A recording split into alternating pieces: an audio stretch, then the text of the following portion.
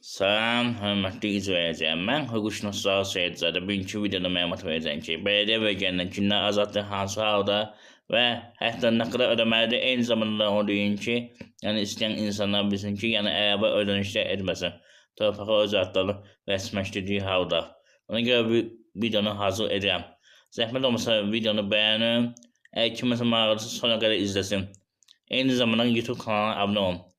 Demək qeyd edin ki, əgər bələdiyyə torpağı sizdə varsa, çıxarış amansızsa, şəxsi mülkiyyət hesab olunmursa, birinci növbədə, yəni vətəndaşın güzəştli kateqoriyaya aid olub olmamaq asılı olmayaraq, bələdiyyə vergisi ödəməkdən azaddır. Yəni bələdiyyə tələb edə bilməz. Nəzərə alın. Yalnız xüsusi mülkiyyətdə, yəni tələb edə bilər ki, bələdiyyə vergisi ödənilsin. Vacib bir məsələdən biri budur. Hətta o ev arasında deyən gecə qondu var, heç bir sənədi yoxdur. Onlar da belə ödəməyə bilər. Yəni bələdiyyə sənədi olmadığına görə xüsusilə bələdiyyə şəxsi mülkiyyət kimi özəlləşdirməlidir. Yəni əsas məsələdən biri budur ki, özəlləşməlidir. Nəzərə alın. Yaşa görə pensiya alan şəxslərdə, yəni bələdiyyə vergisi ödəməkdən azaddır. Hətta bələdiyyə mülkiyyət özəlləşibsə, ona nəzərə alın, hörmətli izləyicilər. Mən bunu nəyə görə deyəm? Mən özüm də evli olan şəxsəm, istəmirəm pensiya alan şəxslər yəni əlavə ödənişlər eləsin. Mən özüm də dediyim kimi əv arabasında insanları başa düşürəm. Ona görə nəzərə alın. Amma siyahı genişdir. Ona nəzərə almaq lazımdır, hörmətli izləyicilər.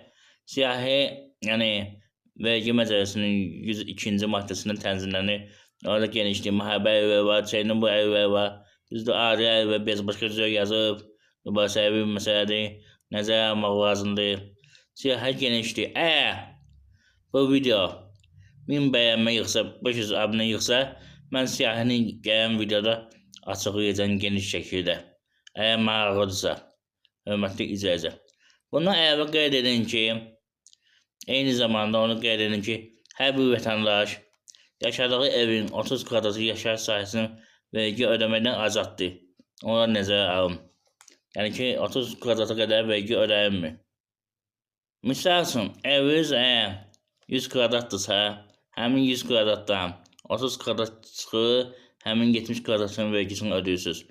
Hər kvadrata görə orta hesabla, düzdür, bu vergi onlara görə bölünür.